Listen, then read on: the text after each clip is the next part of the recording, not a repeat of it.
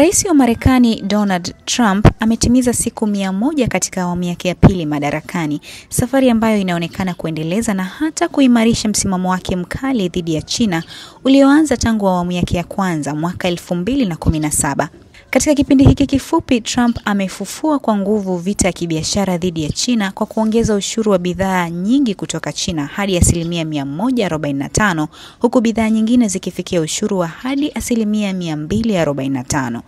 Hii imezuia kabisa bidhaa nyingi za Kichina kuingia Marekani, huku mianya ya kukwepa ushuru iliyokuwa ikitumiwa awali sasa ikifungwa rasmi. China nayo haikukaa kimya, imeweka ushuru wa 125% kwa bidhaa nyingi kutoka Marekani na kuchukua hatua nyingine kama kupunguza idadi ya filamu za Hollywood kwenye sinema za China na kuweka vikwazo kwa madini muhimu yanayouzwa nje. Kwa mujibu wa wachambuzi wa siasa na uchumi, hatua hizi ni mwendelezo wa mtazamo wa Trump kuwa China imekuwa ikinufaika bila haki kutokana na biashara na Marekani. Profesa Ziwu Chen wa chuo kikuu cha Hong Kong anasema Trump anaichukulia China kama adui na si mshirika.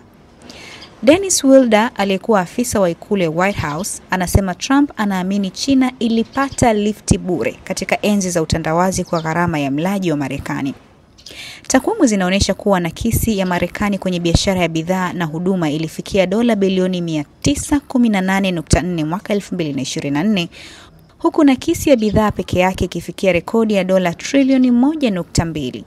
Trump anaamini kuwa suluhisho ni kusawazisha biashara hiyo kwa kuongeza ushuru na kuvutia wawekezaji wa Kichina kufungua viwanda Marekani ili kutengeneza ajira za vibarua kwa Wamarekani.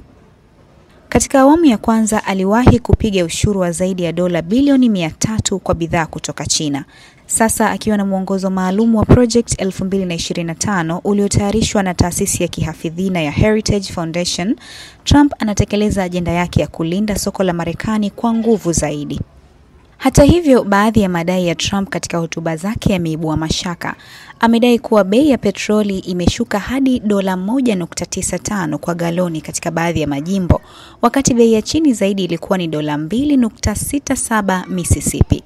Aidha, alisema bei ya mayai imeshuka kwa 87%, wakati bei halisi kwa rejareja imepanda hadi dola 6.23 kwa dozen mwezi Machi mwaka 2025. Vile amedai kuwa amemaliza tatizo la mfumuko wa bei, lakini ukweli ni kuwa mfumuko huo ulianza kushuka hata kabla hajaingia madarakani. Alidai pia kuwa amekomesha kampeni ya magari ya umeme iliyoanzishwa na Biden, lakini hakuna sheria yoyote iliyolazimisha ununuzi wa magari hayo, bali kulikuwa na viwango vya hewa safi ambavyo kampuni za magari zilihitajika kufikia. Trump pia amedai kuwa amefanikisha mabadiliko makubwa katika sekta ya makaa ya mawe, akiyaita makaa safi ya kuvutia. Lakini wataalamu wanasema kuwa ingawa teknolojia imepunguza uchafuzi, makaa ya mawe bado yanachangia kwa kiwango kikubwa uharibifu wa mazingira. Kwa ujumla, siku 100 za kwanza za Donald Trump katika awamu yake ya pili zimekuwa za mshikamano mkali wa kibiashara, lakini pia zimesheheni taarifa tata na za kupotosha. Swali linalobaki ni je, jeuri hii ya kibiashara italeta mafanikio kwa uchumi wa Marekani au itasababisha kuporomoka kwa uhusiano wake wa kimataifa?